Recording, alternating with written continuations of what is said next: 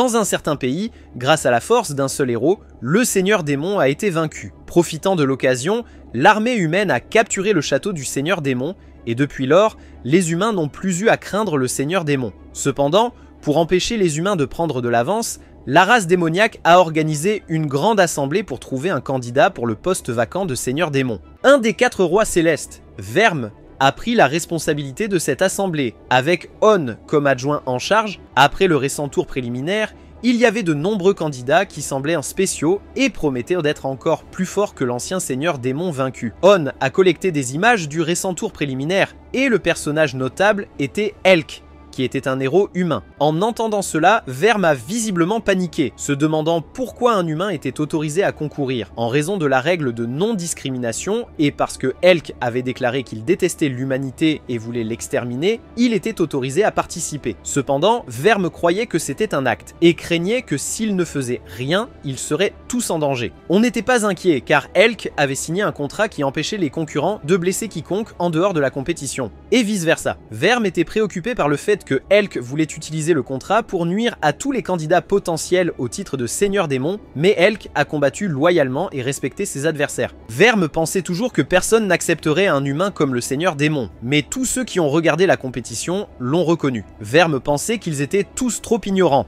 perdant contre des humains encore, et elle était tellement en colère qu'elle a fait exploser le château. Maintenant, elle n'avait aucun moyen d'éliminer Elk, car il avait atteint le niveau 99. Tandis que les 4 rois célestes, comme elle, n'avaient même pas dépassé le niveau 80. Elle était perdue, incapable de trouver une solution, alors On a suggéré de forcer Elk à jouer à un jeu de construction de tours de cartes, mais de tricher en lui donnant des cartes glissantes. Verme n'était pas sûr que cette méthode fonctionnerait, alors On a promis de trouver n'importe quelle solution possible. Le lendemain, la subordonnée de Verme, Asta, du département de renseignement, est allée recueillir des informations sur le héros, Elk. Pendant ce temps, Verme est allé voir la compétition de construction de tours de cartes, comme discuté auparavant. Cette compétition n'avait que 10 places pour progresser, donc ceux qui n'avaient pas de talent dans ce domaine n'avaient pas de chance. Elk a eu du mal et n'a rien pu construire, donc Verme pensait qu'il perdrait sûrement. Cependant, après un certain temps, Elk a frappé ses mains une fois et a produit une forte rafale de vent, faisant voler les tours des autres et construisant rapidement la sienne. Tout le monde pensait que Elk avait enfreint les règles en obstruant les autres, mais avant que Verme ne puisse l'annoncer,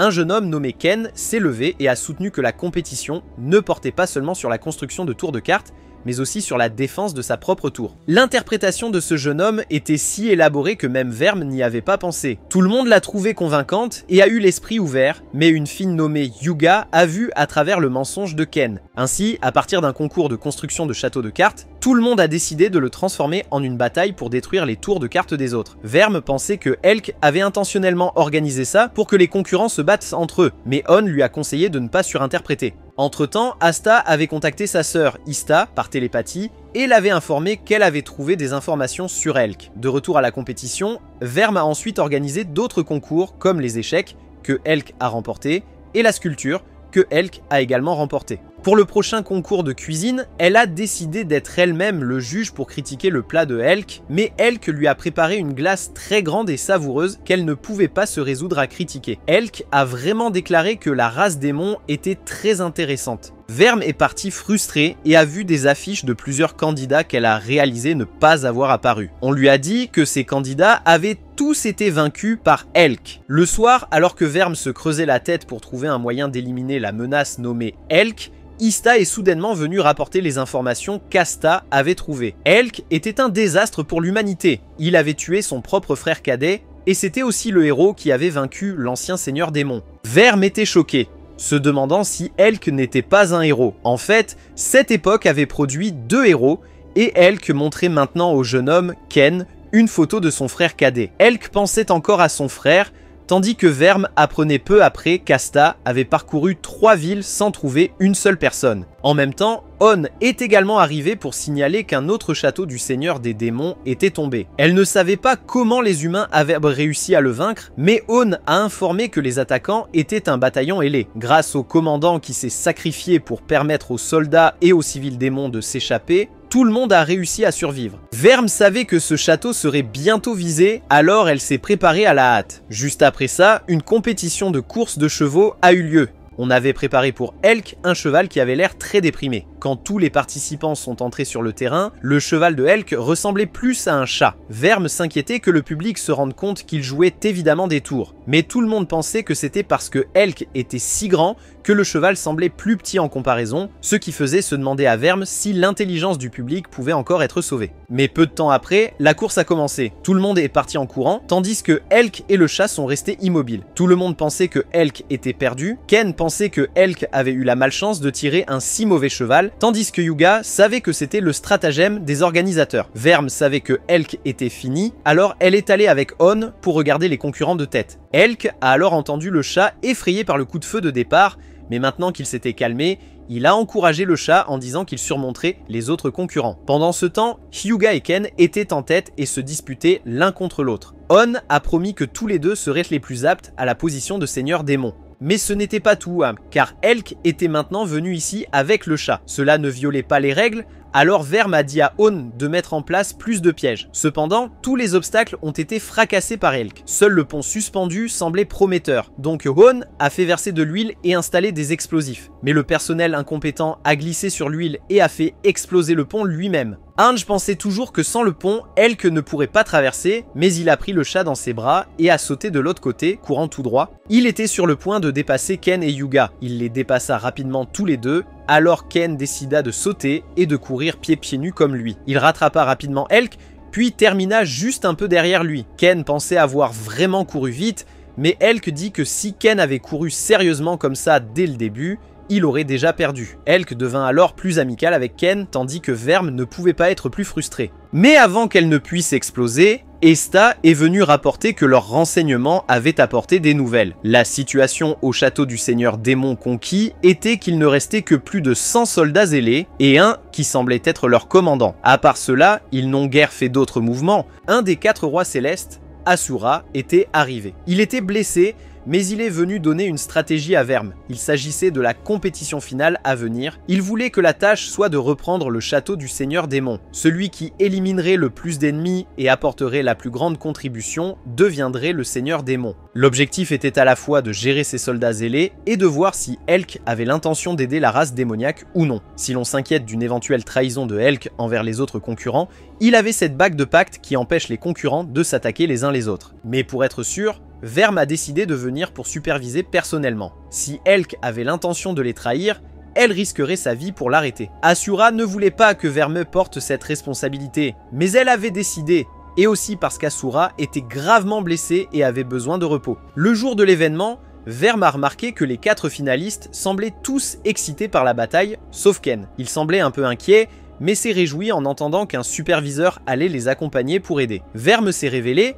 mais avec un faux nom. Elk et Hyuga l'ont trouvée familière et se sont souvenus qu'elle était la juge du tour de cuisine précédent. Esta respirait maintenant l'air frais dans le monde des humains et était frustrée par l'air toxique du monde des démons. Elle a décidé de terminer l'enquête rapidement pour aider à améliorer le monde des démons. Pendant ce temps, le groupe de Verme était toujours en route vers ce château. En chemin, ils ont dû affronter des monstres nés de toxines. Hyuga a eu l'occasion de se dégourdir les muscles, mais ils étaient encore trop nombreux, alors l'oncle concurrent qui les accompagnait a dit qu'il rassemblerait les monstres pour les éliminer d'un coup. L'oncle avait seulement besoin de manger des haricots pour créer une barrière, mais après avoir mangé les haricots, cela prendrait 30 minutes pour compléter la barrière, alors Verme s'est tellement fâchée qu'elle a explosé et les a tous affrontés en même temps. Hyuga réalisa alors qui elle était. À leur arrivée à la base de repos, Elk se promena avant de cuisiner, tandis que Hyuga informait Ken que le superviseur qui les accompagnait était en fait l'un des 4 rois célestes. Cependant,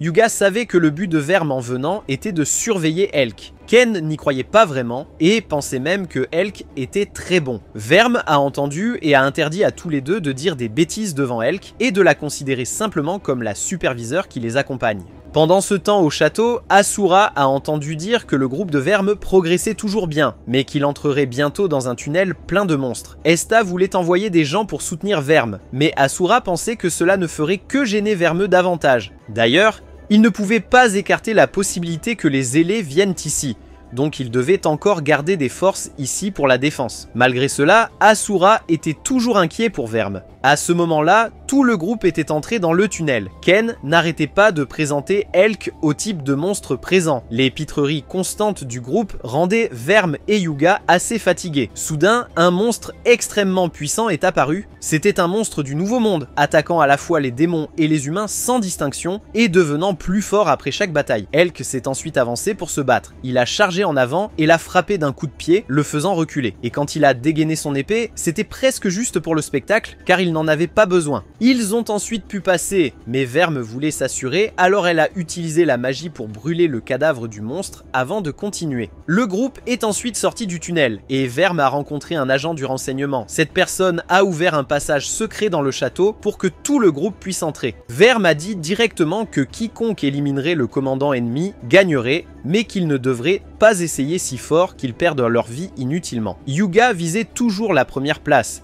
et était extrêmement méfiante des trois autres. Ils semblaient tous insouciants, mais qui savait s'ils étaient plus désireux de gagner qu'elle? Ken voulait aider Elk à devenir le seigneur démon, tandis que l'oncle ne voulait que venger le général tombé à ce château. Elk était vraiment insouciant, tandis que Verme se souvenait de sa conversation avec Asura, qu'il avait été blessé comme ça en tendant un piège à Elk au vieux château du seigneur démon. Mais ce n'était pas parce que Elk l'avait attaqué. Plutôt, il est tombé dans son propre piège. C'est pourquoi il s'est retrouvé comme ça. C'était aussi lui qui avait présenté Elk à ce tournoi, bien qu'il soit tombé dans son propre piège. Si Elk l'avait combattu sérieusement à ce moment-là, il serait probablement déjà monté au ciel. Le groupe avait maintenant vraiment infiltré le château conquis du seigneur démon. Verme voulait que le groupe propose une stratégie, mais tout le monde l'a juste irrité, la faisant crier et alerter les soldats. Ils se sont ensuite levés pour se battre et Hyuga a été le premier à charger, visant le commandant. Tout le monde s'est précipité aussi, et Elk est également entré dans la bataille. Mais juste au moment où Hyuga était ciblé par le commandant, il s'est immédiatement précipité et lui a coupé un bras. L'oncle luttait aussi à ce moment-là, mais ne faisait que bloquer les attaques, car il ne pouvait pas riposter. Le commandant était sur le point de finir Hyuga quand Elk est venu l'arrêter. Elk l'a reconnu comme une connaissance, et il a également retiré son casque. C'était Eddie, une vieille connaissance de Elk. Il a expliqué que cette forme était le résultat de l'éveil des humains, mais le processus d'éveil comme ça était très douloureux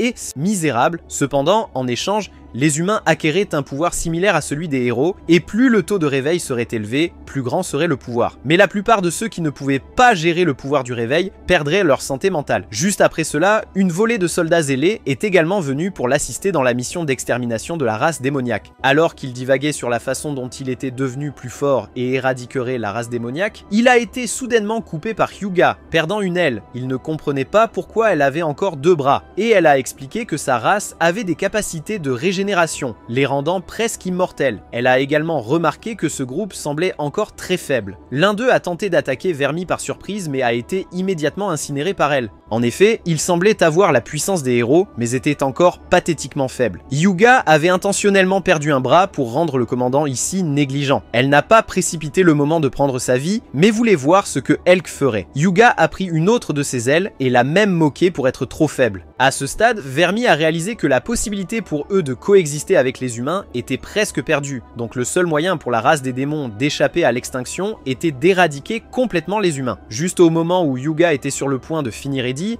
Elk est intervenu, mais pas parce qu'il était un ennemi. Plutôt pour une autre raison. Soudainement, Eddie a été exécuté par l'un des soldats zélés. Il a réalisé que Elk avait vu quelque chose, alors Elk a dit à tout le monde de partir, mais tout le château s'est soudainement effondré. Le groupe de Vermi est ensuite tombé dans la partie la plus profonde du château, mais Elk était introuvable. Le groupe a remarqué une barrière toxique près du château, et au-dessus se trouvait une barrière de téléportation créée par ces soldats zélés. Si elle réussissait, cela amènerait toute l'humanité ici pour envahir le monde des démons. Mais comme ils semblaient avoir échoué, cela les aspirerait et les emmènerait vers un endroit inconnu. L'oncle Chauve a maintenant montré son utilité en créant une barrière pour les empêcher temporairement d'être aspirés. Mais cette barrière ne pouvait tenir que pendant un certain temps. Vermi a décidé de sortir et de détruire la pierre alimentant le portail de téléportation. Elle a lancé une attaque qui a temporairement fissuré la pierre. Alors qu'elle s'apprêtait à lancer une attaque plus forte, quelque chose a volé dans sa tête et elle a été aspirée. Elk a sauté et a couru pour attraper Vermi,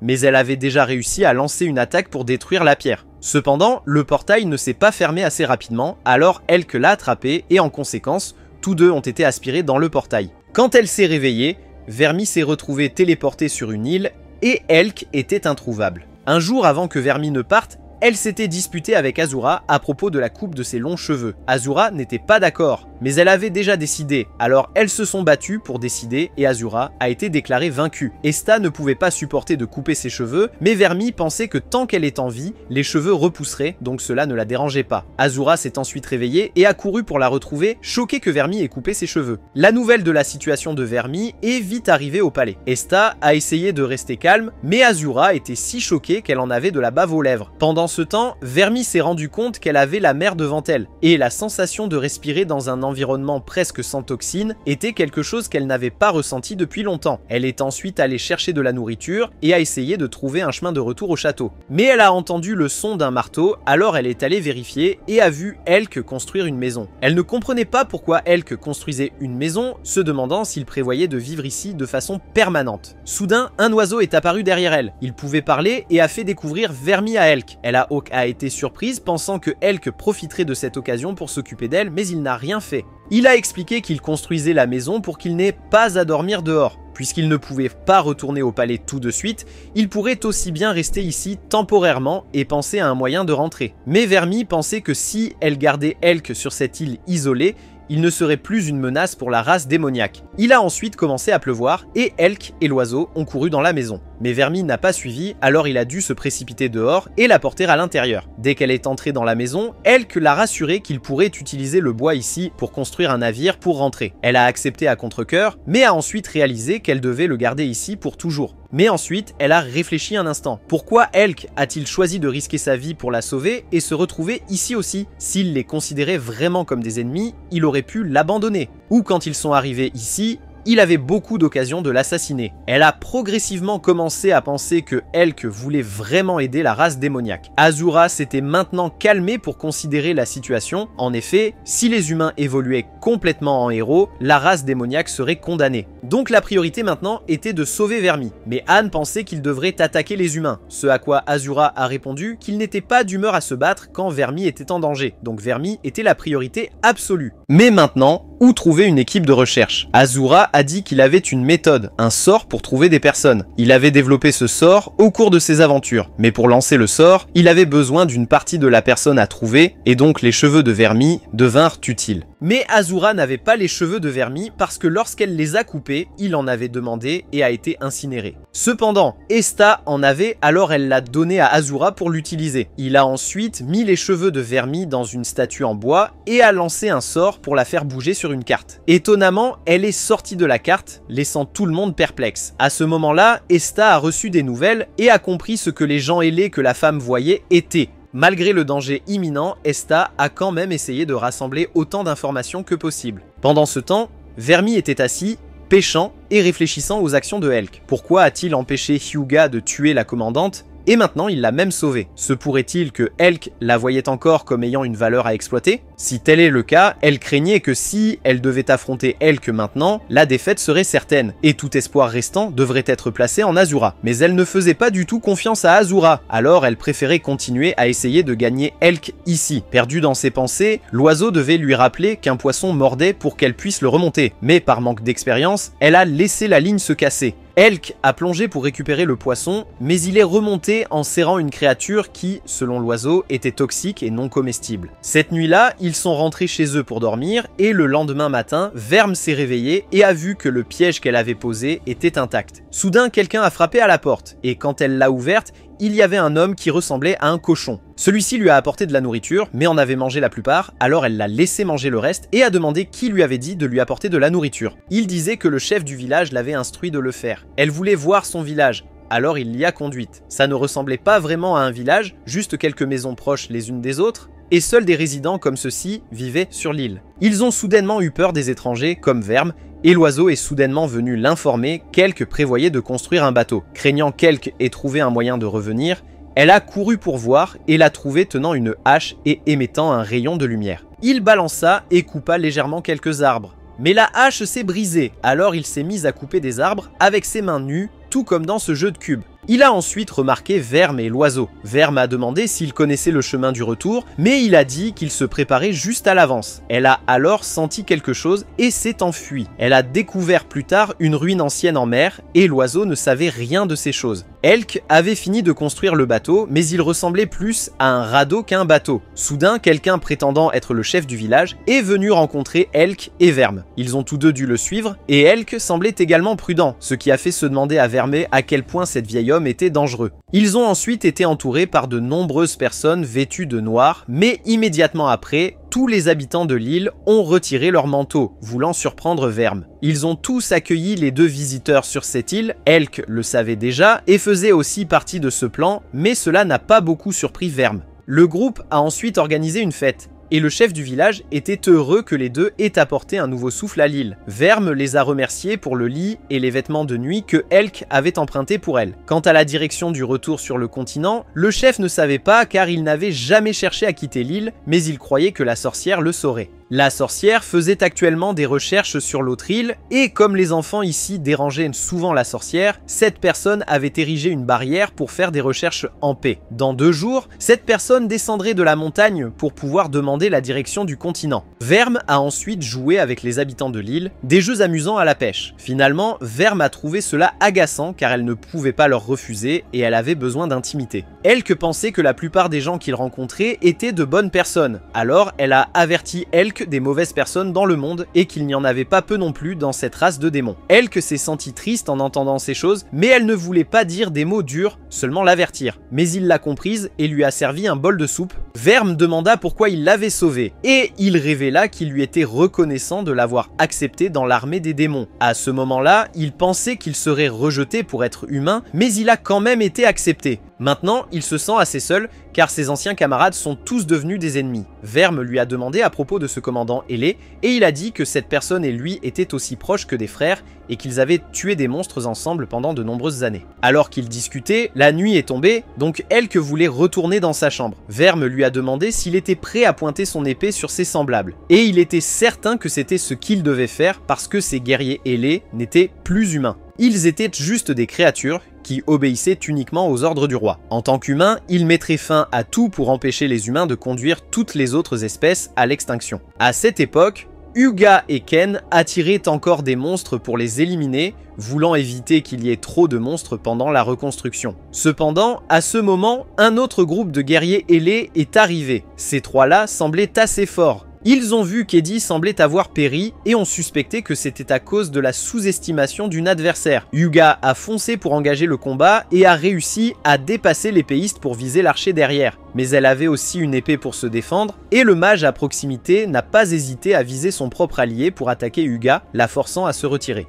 En plus, il n'y avait pas seulement 3 personnes, mais beaucoup plus au-dessus. Hyuga a décidé de gagner du temps pour que Ken puisse s'échapper, puisqu'il ne pouvait pas aider beaucoup en restant, alors il a essayé d'utiliser sa vitesse pour revenir et informer la direction. Mais à ce moment-là, Hon et Ista sont arrivés pour soutenir. Hon a levé des boucliers pour bloquer les attaques, tandis qu'Ista a assassiné tous ceux qui chargeaient en avant. Elle voulait que le groupe parte parce qu'ils avaient un plan. Le groupe a dû suivre Ista et s'enfuir, et l'autre côté a décidé de garder une personne pour achever les autres. Ils ont poursuivi le groupe jusqu'à l'extérieur, mais leur renfort ne comprenait que 2 personnes, la sœur cadette, Romanonze du tournoi, et Asura. Mais Asura était un renfort meilleur que quiconque. Il portait un masque pour une raison inconnue, mais il savait seulement qu'il était très en colère à ce moment-là. Tant l'ancien seigneur démon que le général sacrifié devaient le respecter dans une certaine mesure. Il portait un masque parce qu'il ne voulait pas que quiconque voie son visage en colère. Il donnait encore à ces humains une chance de faire demi-tour et de continuer à vivre avec les humains, mais il méprisait l'opinion d'Asura et croyait que son discours sur les humains et les démons vivant autrefois ensemble était absurde. Ils ont absolument refusé d'écouter Asura et ont seulement suivi leur roi. Ainsi, ils ont décidé d'attaquer Asura, lui aussi avait des sujets à protéger, alors il n'a plus essayé de les persuader.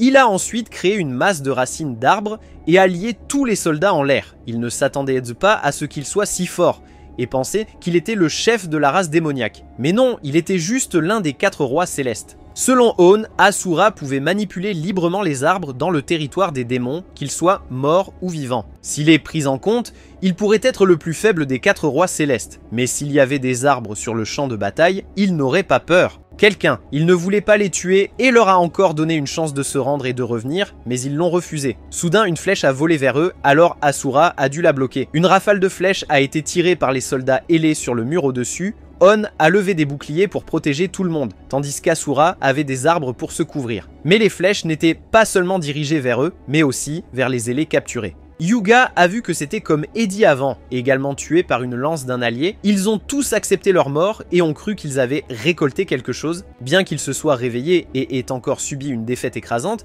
ils ont reconnu que la race démoniaque était très forte. Selon le porteur de l'épée, il n'avait pas peur de la mort et considérait cela seulement comme une expérience d'apprentissage pour la prochaine fois, car il pouvait renaître encore, et peu importe la force de la race démoniaque, elle ne pouvait pas résister à des attaques continues. Ils sont ensuite morts et se sont transformés en lumière qui se sont envolés. En effet, ces guerriers ailés avaient tous été ressuscités au temple divin devant le roi humain. Les commandants d'avant avaient aussi été ressuscités ici, et Asta s'était faufilé pour obtenir plus d'informations. Le groupe d'Asura était maintenant assis dans la barrière de On pour se reposer, et Asta avait fait son rapport à Ista. D'après les informations obtenues, l'évolution des humains capables de ressusciter était vraie, mais maintenant ils ne devraient pas paniquer. Ils ont alors déterminé les priorités, avec la recherche de Vermi toujours en tête, et Elk en bas de la liste. Les humains n'étaient pas considérés comme très dangereux, car Hyuga les avait combattus et avait constaté qu'ils n'étaient pas vraiment si forts qu'il aurait dû lutter. Et même s'ils pouvaient ressusciter tous les jours, ce n'était pas un gros problème car ils avaient l'habitude d'éliminer des monstres quotidiennement. Cependant, si ces guerriers pouvaient progressivement devenir plus forts, ce serait une véritable menace. Mais Asura n'était pas trop inquiet, car il avait un moyen d'annuler cette capacité de résurrection, car aucun être vivant ne peut vivre sans faire face à la mort. Donc cette résurrection était due à un sort, et il suffisait d'éliminer celui qui avait créé ce sort pour résoudre tout. En d'autres termes, ils ont dû faire face au roi des humains. Il avait auparavant affronté le héros doté de la capacité de ressusciter, et appris que le roi du héros était celui qui lançait le sort. Donc avec les informations rapportées par Asta, il semblait que ce cas était similaire. C'était aussi à peu près comme le contrat qu'il avait fait pour les candidats lors de la compétition récente. Mais le contrat que les héros avaient conclu avec le roi pourrait être bien plus fort que le sien. Asta se demandait pourquoi le roi humain était si puissant, et Asura a révélé que le roi était aussi un type de héros éveillé, mais pas un type de combat, plutôt un type de soutien. S'il regardait à quel point Elk était fort, il pouvait comprendre que le roi n'était pas moins puissant qu'Elk. On était préoccupé par le fait de savoir s'il pouvait vaincre ce roi, mais maintenant, il devait essayer même si cela semblait impossible. Asura a demandé à tout le monde de retourner au château en ruine pour défendre contre l'attaque à venir. Ensuite, ils entraîneraient une armée d'élite pour partir et reprendre l'ancien château du seigneur démon qui était tombé entre les mains des humains auparavant. La reconstruction du château a alors commencé. Ken n'aimait pas beaucoup la guerre et a demandé à l'homme chauve pourquoi les deux races ne pouvaient pas s'affronter pour décider de leur sort. Il lui a donc demandé si Ken accepterait de voir les siens mourir juste parce qu'ils ont perdu une compétition, ce qui était évidemment inacceptable. Asta était maintenant inquiète pour sa sœur aînée parce qu'elle l'avait avertie de ne pas être imprudente. Mais il semblait que l'avertissement était vain. Hyuga lui a dit de ne pas s'inquiéter parce qu'Asta s'était entraînée avec elle auparavant, donc elle avait beaucoup d'expérience en combat. Asura et On étaient allés à la porte fermée d'avant. Asura pensait qu'il pouvait créer une petite porte pour envoyer des objets et des messages à Vermi. Il a ensuite réussi à ouvrir une petite porte et On a jeté des objets à travers. Bien qu'il ne l'ait ouverte qu'un peu, la force d'Asura était si épuisée qu'il a failli perdre connaissance. Il ne pouvait qu'espérer que Vermi recevrait le message. De l'autre côté, l'oiseau bleu passant près de la plage a trouvé les objets qu'Asura avait envoyés. Pendant ce temps, Vermi essayait de cuisiner quelque chose d'aussi délicieux que la cuisine de Elk. Elle n'y parvenait toujours pas, et lorsque Elk voulait essayer, elle ne le laissait pas faire car elle n'en était pas encore satisfaite. L'oiseau a ensuite rapporté du bois, et Vermi l'a exhorté à le mettre avant que le feu ne s'éteigne, alors il a aussi jeté le message d'Asura dans le poêle. Vermi réalisa maintenant que Elk portait une responsabilité très lourde. Au début, elle le trouvait trop suspect, mais après avoir entendu son histoire, sa vision de Elk avait changé. Elle n'avait jamais pensé devoir pointer une épée sur des camarades comme Elk devait le faire maintenant. Soudain, le type avec le cochon rose a couru et a rapporté que la sorcière était descendue de la montagne, alors Vermi est retourné en arrière et lui a demandé d'informer Elk aussi. Quand elle est arrivée, elle a entendu dire que la sorcière était retournée à la montagne. Elle s'est blâmée pour avoir couru plus lentement qu'une tortue rampante, mais Elk était aussi revenu et le cochon s'est excusé de s'être endormi en chemin pour informer Vermi. Mais le chef du village a dit qu'il avait parlé à la sorcière d'eux deux, donc il devrait monter à la montagne pour la trouver car la sorcière avait enlevé la barrière. Il a demandé à l'oiseau bleu de les guider tous les deux, et maintenant nous savons que cet oiseau est Duolingo. Je rigole, c'est Pee-wee.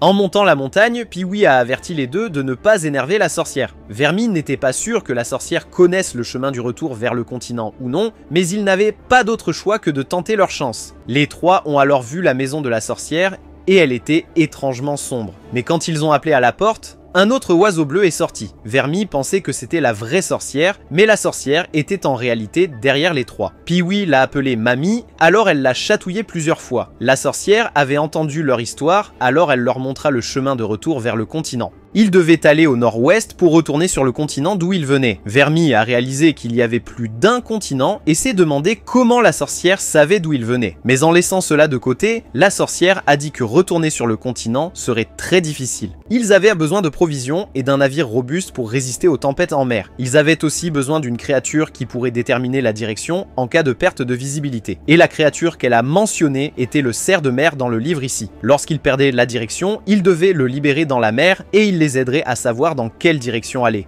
Qui, se souvenant que Elk avait attrapé cette créature l'autre jour, Vermi lui a dit d'aller la chercher à nouveau. Il se rappelait l'avoir vue dans la mer ce matin, alors il est allé vérifier. La sorcière avait dit à Vermi de rester ici pour une nuit. Vermi voulait savoir qui était vraiment cette sorcière et si elle venait également de leur continent. La sorcière ne voulait rien révéler, disant seulement à Vermi de faire attention à Elk, car il représentait une menace plus dangereuse qu'elle ne l'avait imaginé. Pour l'instant, Elk serait son allié, mais pour combien de temps restait incertain, car le chemin de Elk était maintenant rempli de ténèbres, l'espoir avait disparu et ils n'avaient d'autre objectif que d'exterminer les humains. Le lendemain, ils se mirent officiellement en route pour retourner sur le continent. Tous les habitants de l'île sont venus leur dire au revoir. La sorcière a donné à leur bateau une boîte magique pour le propulser, avec la compréhension que si elle se cassait, ils devraient ramer à la main. En partant, Vermi se souvint des paroles de la sorcière, qu'elle ne devait pas devenir une flamme brûlant les alliés, mais plutôt une lumière illuminant le chemin sombre de Elk. Cependant, elle croyait que le résultat de la bataille serait déterminé par Vermi seul. En chemin, Elk en a profité pour attraper quelques poissons pendant que Vermi,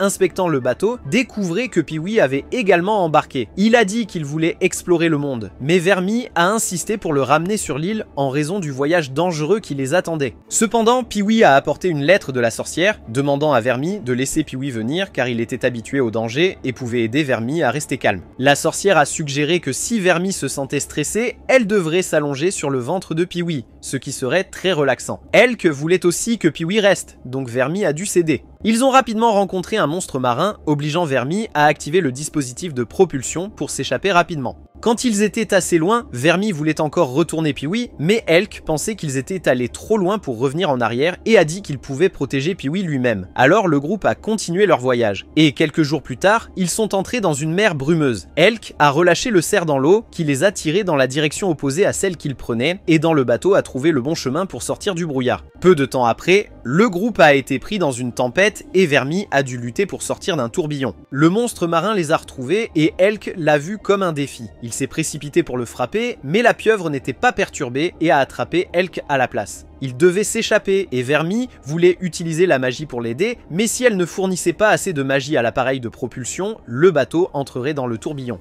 Elk lui a dit qu'il irait bien et de continuer. Elle a ensuite dirigé le bateau hors du tourbillon, tandis que Elk était attrapé fermement par la pieuvre et tiré sous l'eau. Vermi n'avait pas d'autre choix que de continuer. Le lendemain matin, la tempête s'était dissipée et elle pouvait voir le continent. Lorsqu'elle a atteint la terre, elle a été surprise de trouver Elk déjà en train d'attendre. Elk a expliqué que lorsque le monstre l'a tiré vers le bas, il a réussi à s'échapper, à nager jusqu'à la surface, et en voyant la terre, il est venu ici pour l'attendre. De plus, il avait encore un objectif à atteindre, donc il ne mourrait pas d'une manière si stupide. Vermi a demandé à Elk de ne plus faire de telles bêtises, et il a accepté. Vermi voulait qu'il l'aide à déballer, mais Pee-wee voulait qu'elle se repose d'abord, alors elle l'a fait, et a ensuite déballé avec Elk et a libéré le cerf. Les trois n'étaient pas allés loin quand ils ont été pris en embuscade. Certains membres du clan démoniaque sont apparus pour les capturer. Vermi a réalisé qu'il s'agissait peut-être de personnes tribales locales, alors elle a accepté d'être capturée car elle avait aussi besoin d'une carte de la région. Ces gens semblaient décents, donc personne ne voulait résister et ils se sont laissés emmener. Ces trois personnes les ont conduites dans leur pays, qui était dans un état de pauvreté et de misère. D'après ce qu'ils ont entendu, c'était la tribu Elihu, actuellement envahie et exploitée par la tribu Tutman. La tribu Tutman comptait auparavant seulement 50 personnes et aucun chef, mais depuis qu'un roi a pris le pouvoir, ils sont devenus plus forts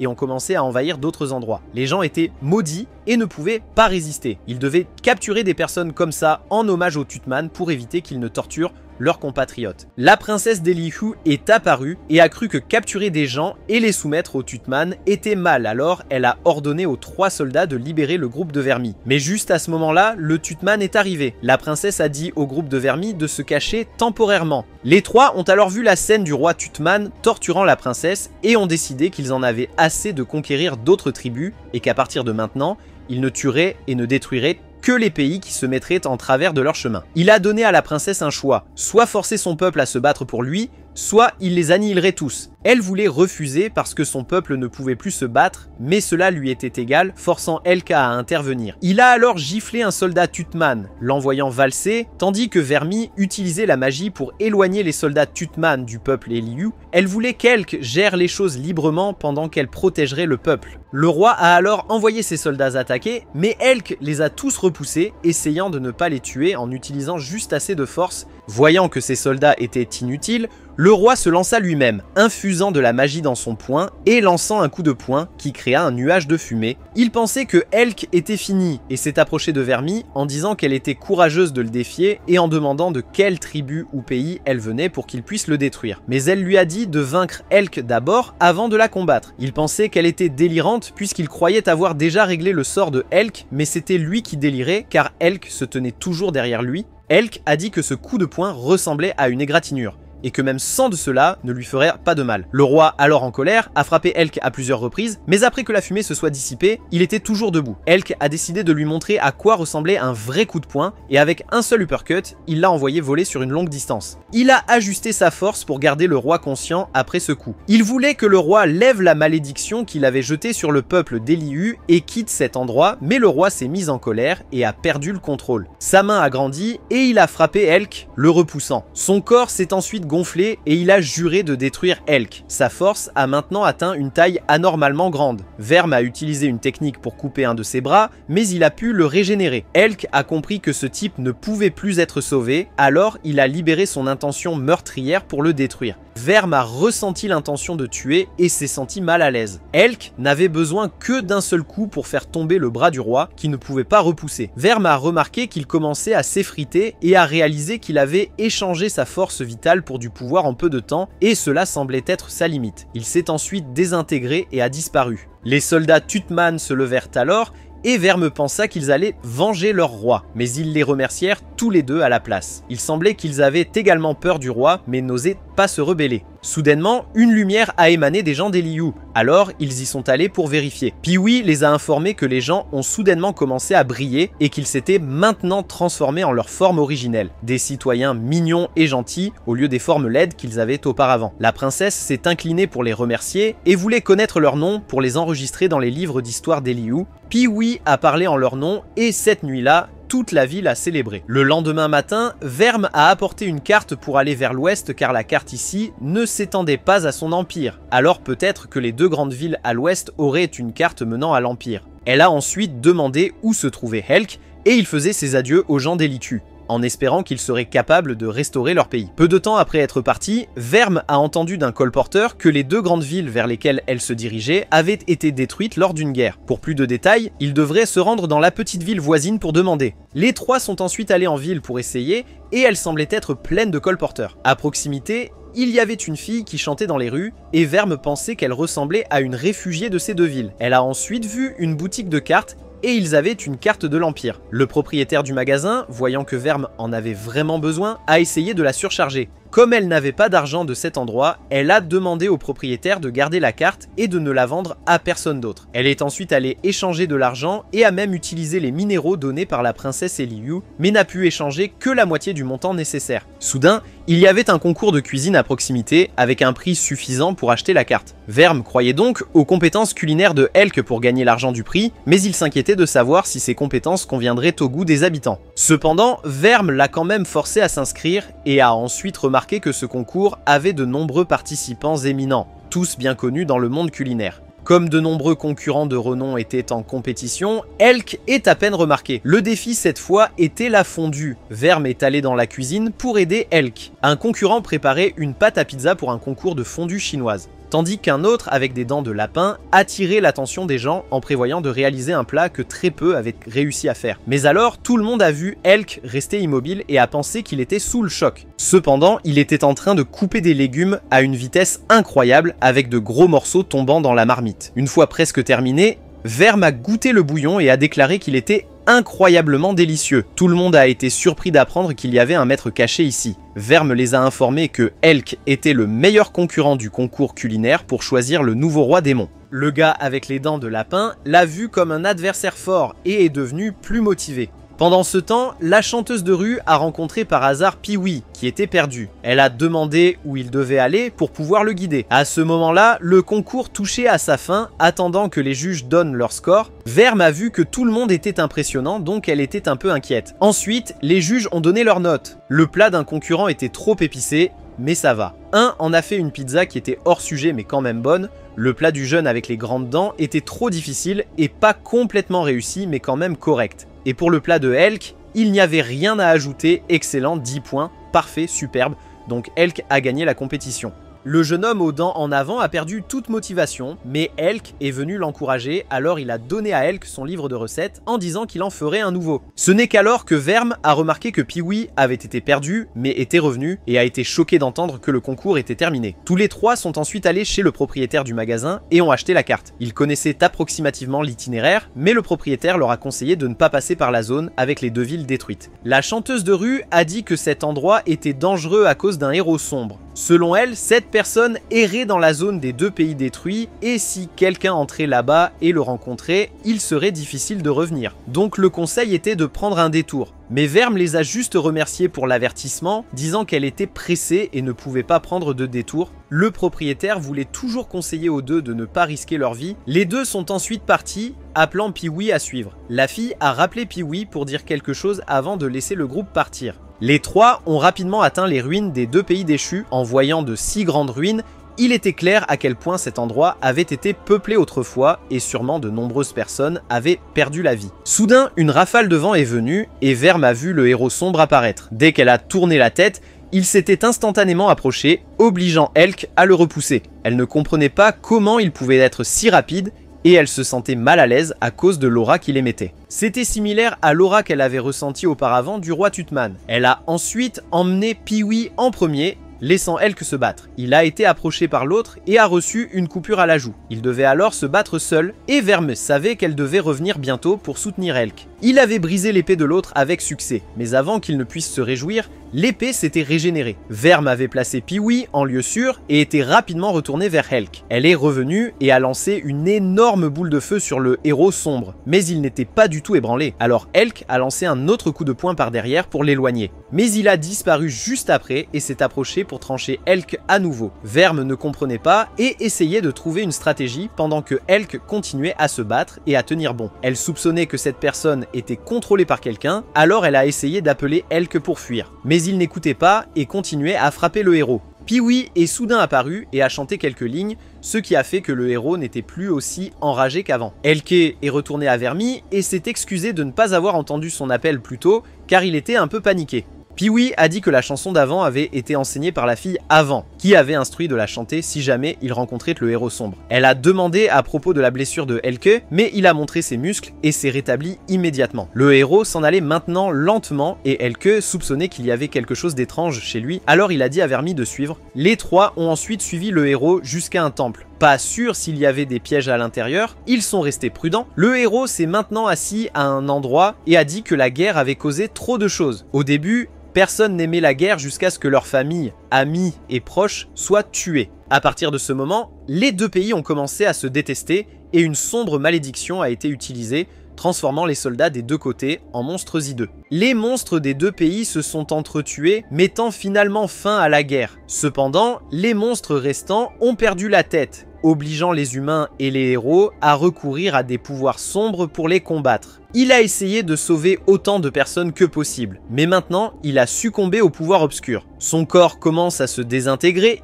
et il s'excuse d'avoir attaqué les deux alors qu'il était en état semi-conscient. Il remarque quelque chose à propos de Elke et lui dit qu'il a une belle arme. Il lance son épée à Elke, croyant que cela l'aidera à un moment donné. Il veut qu'Elke ne suive pas ses traces et demande ensuite à entendre à nouveau la chanson d'avant. Mais la chanteuse itinérante est venue et a retrouvé le héros. Elle est la petite fille qu'il avait sauvée autrefois. À ce moment-là, bien qu'il ait perdu connaissance, il a quand même trouvé un moyen de sauver des gens, ce qui a beaucoup impressionné la fille. Elke veut laisser ce moment au couple, alors il appelle Pee-wee et Vermi pour aller de l'avant. Les trois se mettent ensuite à chercher un endroit où passer la nuit. Pee-wee invite les deux à faire une course sur ces murs en ruine. Vermi refuse, mais Elke se joint à eux, alors elle ne veut pas être laissée derrière et finit par courir aussi. Elle perd encore contre Elke et quand elle se retourne, Pee-wee ne pouvait pas sauter par-dessus le mur, alors il a pris son envol. Vermi dit à Pee-wee de ne pas aller de l'avant sans regarder la route, car juste après cela,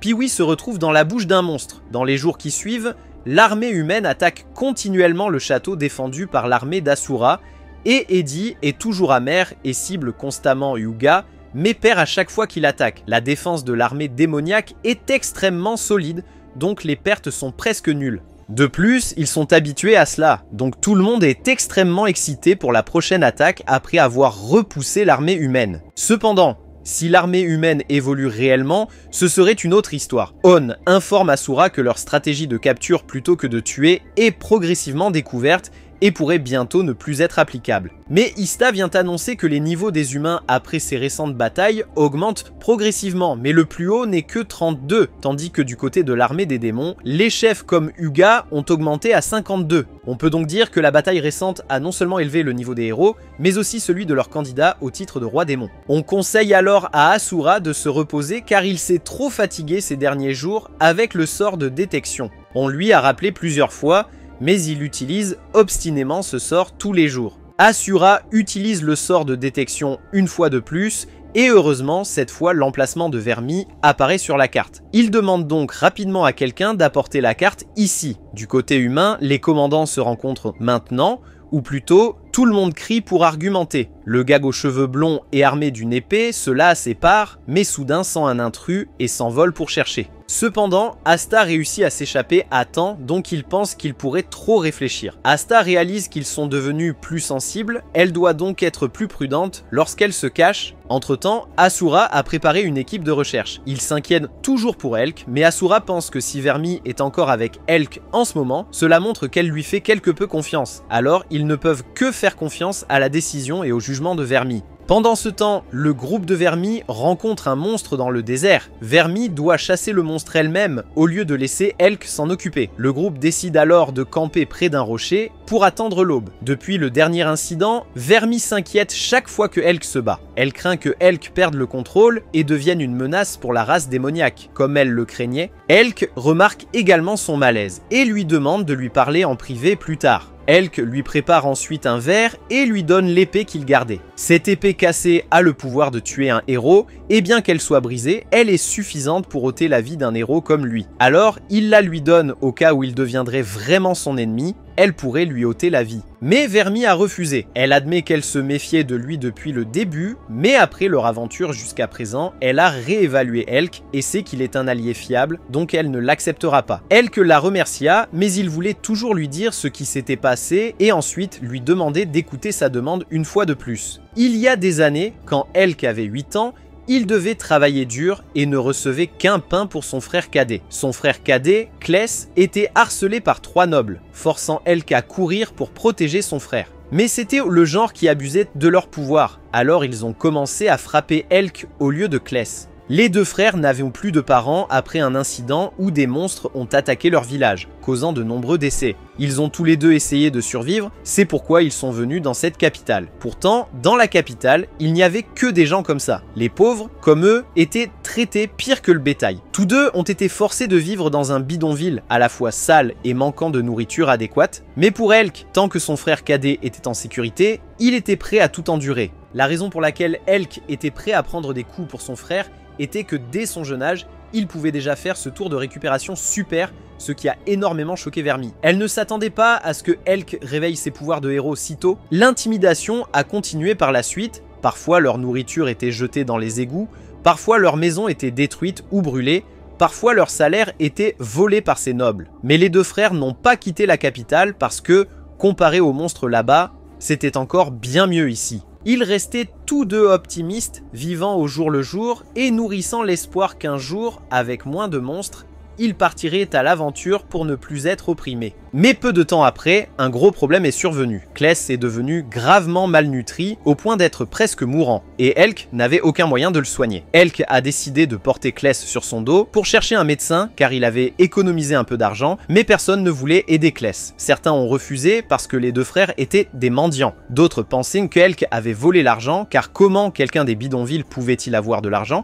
Elk a alors essayé d'encourager son frère à tenir bon, et quand il a remarqué que Kless s'était évanoui, il est devenu encore plus pressant. Puis il a couru et supplié toute personne qui pourrait aider. Mais les gens non seulement s'en fichaient, mais ont aussi repoussé Elk. Une jeune fille noble a demandé la situation et s'est immédiatement enfuie. Elk avait presque perdu espoir lorsque le père de la fille d'avant, qui était un gentil noble, est venu et a sauvé Kless. Kless a été sauvé et la vision de Elk sur les nobles a quelque peu changé. De nombreuses années ont passé et Kless est maintenant un chevalier renommé et le leader de l'escouade des chevaliers. Il a accompli de grands exploits en tuant de nombreux monstres et marche dans la gloire et l'accueil de tous les citoyens. Elk nous dit que la personne qui a sauvé Kless venait d'une famille qui avait longtemps soutenu le roi. La fille de la personne qui a sauvé Kless est Amy. Pour une raison quelconque, Amy venait souvent jouer avec les deux frères sans discriminer qu'ils venaient du bidonville. Et depuis qu'ils jouent avec elle, le harcèlement a diminué considérablement car ils pensaient que les deux frères étaient les assistants d'Amy. Mais le fait que les gens dans la zone des bidonvilles étaient toujours opprimés pesait encore sur l'esprit de Kless. Kless a réalisé que si les monstres étaient éradiqués, les gens prêteraient attention à l'oppression des pauvres et se lèveraient contre elle. Alors, Kless a prévu de s'enrôler tôt pour aller tuer des monstres et sauver personne. À partir de ce moment, Kless a commencé à apprendre l'art de l'épée jour après jour, qu'il pleuve ou qu'il vente. À l'âge de 16 ans, Kless a commencé à s'enrôler, et après seulement 2 ans, il a été promu chef d'escouade. Le père d'Amy est venu chercher Elk et a vu que le gosse maigre d'avant était devenu un guerrier capable de gérer facilement les monstres, et il a soupçonné que le talent de Kless pourrait avoir surpassé le sien. Il a senti que Elk portait également une grande puissance en lui, mais Elk pensait juste qu'il avait grandi ainsi à cause du travail manuel. Ses compétences en escrime et en combat étaient pratiquement inexistantes, et maintenant il réalisait que l'homme avait perçu le pouvoir qu'il n'avait même pas reconnu. Parce que Kless devait souvent sortir pour tuer des monstres, après s'être enrôlé, il était difficile pour les deux frères de passer du temps ensemble, mais ils essayaient quand même de trouver du temps pour manger ensemble. Elk remarqua que Kless et Amy semblaient assez compatibles, alors il décida de jouer les entremetteurs pour eux. Tous les deux sont allés rencontrer Elk et l'ont vu sourire. Tous les trois sont ensuite allés manger ensemble et à la fin du repas, Amy s'était endormi. Kless les a informés qu'ils partiraient bientôt pour un long voyage, donc il faudrait un certain temps avant qu'ils ne puissent revenir. Elk a décidé d'attendre et de préparer le plat préféré de Kless pour son retour. 2 semaines après que Kless soit parti en expédition, les monstres apparaissaient plus fréquemment que d'habitude. L'armée a dû recruter plus de soldats et Elk et Eddie ont rejoint les rangs et ont quitté la capitale pendant un certain temps. Lors de leur première mission, leur groupe a rencontré un monstre inhabituellement puissant qui était précisément un monstre d'un nouveau monde. À ce moment-là, Elk n'osait que penser à fuir, mais comme ses camarades étaient encore là, il ne pouvait pas. Elk recula pour se battre et dut admettre que ses attaques étaient incroyablement fortes. Il était déterminé à gagner du temps pour que ses camarades puissent s'échapper et continua à encaisser les coups. Mais ensuite, sans s'en rendre compte, Elk commença à riposter contre le monstre. N'ayant aucune compétence en arts martiaux, il donnait juste des coups au hasard et réussit avec chance à vaincre le monstre. Le commandant du groupe était mort. Alors Eddie n'a eu d'autre choix que de laisser les soldats revenir pendant qu'il demandait des renforts, étant lui-même le fils d'un seigneur. Elk a demandé à accompagner pour aider les gens si possible. 3 jours plus tard, lorsqu'Eddie est retourné dans sa ville natale, il a découvert qu'elle avait été attaquée par des monstres. Elk l'a encouragé à courir et à évaluer la situation. Ils ont tous deux rencontré une guerrière combattant les monstres, alors ils sont allés aider. Les 3 ont réussi à repousser les monstres. Mais la fille a été choquée par la force extraordinaire de Elk. Il a également remarqué qu'elle avait de très bonnes compétences en escrime et elle a révélé qu'elle tenait l'épée sacrée, une épée extrêmement puissante. Elle se demandait comment Elk pouvait vaincre plus de monstres qu'elle avec ses mains nues, malgré ses compétences en escrime. Eddie a ensuite rencontré tout le monde dans sa ville natale et a appris que cette fille et ses camarades étaient des mercenaires. Elle s'appelait Alicia et elle avait accepté d'être la soldate d'Eddie. Ils ont ensuite reconstruit la ville et Alicia appelait toujours Elk pour combattre les monstres chaque fois qu'ils apparaissaient. Eddie était principalement laissé à la maison, c'est pourquoi il est devenu si faible au combat. Mais même si ses jours étaient occupés, Elk et tout le monde étaient heureux. Eddie était celui qui apportait de la motivation à l'équipe, tandis qu'Alicia était celle qui sauvait toujours ses camarades dans les moments les plus dangereux. Ils étaient les meilleurs camarades qui les tuent. Mais un jour, Alicia a eu une conversation privée avec Elk. Elle a admis que Elk était la première personne qu'elle reconnaissait comme la surpassant. Il prêtait toujours attention à tout le monde autour de lui, tandis qu'elle ne se concentrait que sur l'ennemi devant elle. Si Elk n'avait pas été là tout ce temps, elle n'aurait peut-être pas gardé tout le monde en vie jusqu'à maintenant. Alicia a dit que si tous les monstres étaient éliminés, elle garderait Elk pour continuer à vivre des aventures ensemble plutôt que de le renvoyer être un réparateur de murs pour la capitale. 4 ans plus tard, les monstres n'avaient pas diminué du tout, mais avaient augmenté. Le roi à ce moment avait déclaré que le roi démon était la source des monstres. Alors il a assigné Kless pour s'occuper du roi démon. Vermi savait que son roi démon n'était pas la source de ces monstres. 3 semaines après que Kless soit parti, la bonne nouvelle de la défaite du roi démon par Kless s'est répandue dans tout le royaume. Mais Elk ne pouvait pas être heureux car il était rentré en courant pour rendre visite à son frère qui avait été grièvement blessé lors de la récente bataille. Il a réconforté Amy en disant que Kless se rétablirait bientôt. Le médecin qui avait sauvé Kless il y a des années était un grand sage. Il s'est excusé auprès de Elk de porter le titre de grand sage, mais de ne pas avoir pu aider Kless lors de la bataille récente. Les gens se réjouissaient tandis que leur héros était gravement malade. Cela ne pouvait être évité car la paix venait juste d'arriver. Cependant, Alicia a remarqué que même si le roi démon était mort, les monstres n'avaient pas du tout diminué. Sa préoccupation s'est révélée juste lorsqu'une grande horde de monstres s'est approchée de la capitale. En entendant la nouvelle, les gens effrayés sont allés au palais pour demander au héros de se battre à nouveau, même s'ils savaient que Kless était gravement blessé. Elk ne pouvait pas supporter de voir son frère diffamé. Alors il a supposé que le roi démon pourrait être ressuscité et a décidé d'aller combattre à nouveau le roi démon. Elk est retourné au château du roi démon et a rencontré Azura là-bas. Les deux se sont battus un moment et Elk a demandé pourquoi Azura envoyait des monstres attaquer les humains. Azura a réalisé qu'il n'était pas le héros qui avait vaincu le roi démon. Alors, elle lui a expliqué que ce château du roi démon avait été créé à l'origine pour réduire le nombre de monstres se reproduisant. La destruction de ce château avait causé la naissance de plus de monstres. C'était compréhensible car les humains avaient appris dès leur jeune âge que la race démoniaque était maléfique. Azura a conduit Elk aux tombes qu'il avait faites pour ceux qui étaient tombés. Bien qu'elle détestait profondément les humains, Azura a révélé que la race démoniaque voulait vraiment reconstruire des relations amicales avec les humains une fois de plus. Elk a ensuite écouté l'histoire d'Azura et a appris que les humains ont progressivement oublié la coexistence avec la race démoniaque, parce qu'ils étaient constamment en conflit, ce qui a causé la destruction et la reconstruction de la civilisation à plusieurs reprises. Ainsi, la coexistence a été progressivement oubliée, amenant les humains à considérer la race démoniaque comme des ennemis. La race démoniaque avait appelé à la paix plusieurs fois, mais toujours échoué. Le roi démon que Kless avait vaincu était aussi un roi démon qui valorisait grandement la paix. Elk voulait alors revenir en arrière et dire la vérité, et Azura l'a informé qu'il y aurait bientôt un concours pour choisir un nouveau roi démon. Quand le nouveau roi démon montera sur le trône, le château sera réparé et une barrière sera érigée pour empêcher les monstres de se reproduire à nouveau. Elk a raconté plus tard que lorsqu'il est parti, il a entendu la voix d'Azura résonner, pensant qu'elle lui souhaitait bonne chance. Mais Vermi savait que c'était le son d'Azura se détruisant elle-même et tombant dans son propre piège. Ensuite, il est retourné dans la capitale et a vu des traces d'une bataille féroce là-bas. Elk s'inquiétait pour ses camarades, alors il s'est dépêché pour les retrouver. Tout le monde était encore en vie, mais blessé, allant de bras cassés à des yeux perdus. Il a demandé ce qui s'était passé et a appris qu'ils avaient dû combattre des monstres sans reculer parce que les nobles s'étaient trop reposés sur Kless. Alors, quand les ennuis sont arrivés, ils se sont juste cachés dans la ville et n'ont pas osé sortir et se battre. Heureusement, grâce à Eddie et Alicia, ils ont pu tenir le coup. Après la bataille, tous deux étaient en colère contre le lâche commandant, alors ils faisaient maintenant un rapport pour demander une punition pour ce commandant. Ils ont conseillé à Elk d'aller rencontrer ces deux-là parce qu'ils attendaient avec impatience le retour de Elk. Elk réalisa alors que ce pays ne pouvait pas se passer de Kless. Il a ensuite appris que les gens avaient attrapé des membres de la race démoniaque. Alors il est allé voir et a trouvé ces démons être cruellement lapidés par les gens. Il s'est levé pour les protéger et a essayé d'expliquer les mots d'Azura aux gens, mais ses paroles n'avaient aucun poids et ne changeaient rien. Le père d'Amy est venu et a suggéré que Elk ne devait pas laisser la race des démons le tromper, car juste après, ces 3 membres de la race des démons se sont transformés en monstres et ont attaqué les gens. L'oncle croyait que c'était la vraie forme de la race des démons et Elk pensait avoir été trompé par Azura. Juste après, 3 guerriers musclés sont apparus, mais Elk est descendu et a affronté ces 3 monstres. Eddie et Alicia étaient toujours en sécurité et ont retrouvé Elk. Hier, le père d'Amy a annoncé l'apparition des premiers guerriers éveillés. Grâce à ces guerriers, dans les temps qui ont suivi, bien que les monstres attaquaient constamment,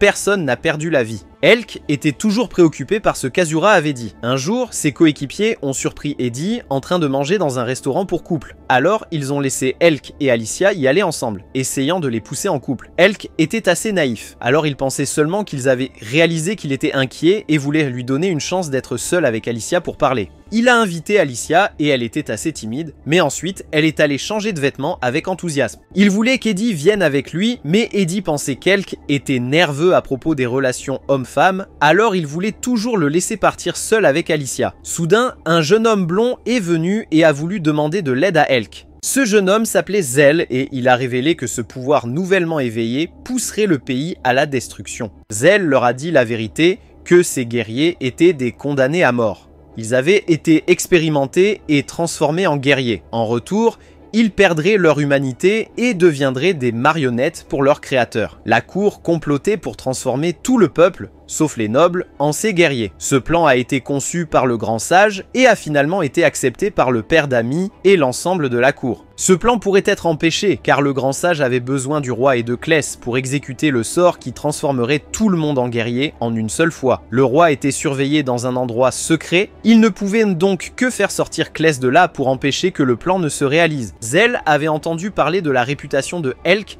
qu'il avait la force de plus de 100 hommes, vaincu à lui seul 50 monstres et était revenu sain et sauf du château du roi démon. Mais Eddie a dû corriger en disant qu'il était en fait plus fort que 500 personnes, avait affronté plus de 200 monstres seul et était revenu du château du roi démon sans une égratignure. Zell a révélé que Clès lui avait demandé de trouver Elk si quelque chose se passait, car Clès croyait que Elk était encore plus fort que lui. Zell a baissé la tête et a demandé à Elk de l'aider à sauver les gens et son meilleur ami, Clès. Alicia avait tout entendu et a décidé de donner un coup de main. Quand Elk a voulu le faire seul, Alicia a rejeté l'idée et lui a conseillé de compter davantage sur ses coéquipiers. Ce soir-là, Zell a créé une petite émeute pour attirer les soldats, ce qui leur a facilité la tâche. Le groupe a ensuite rencontré les guerriers réveillés, qui étaient trop faciles à gérer pour Elk. Les 3 autres n'étaient pas si faibles pour perdre face à ce groupe, donc ils sont passés facilement. En chemin, Elk a parlé aux 3 de l'affaire Azura, mais tout le monde lui a conseillé de ne pas lui faire totalement confiance,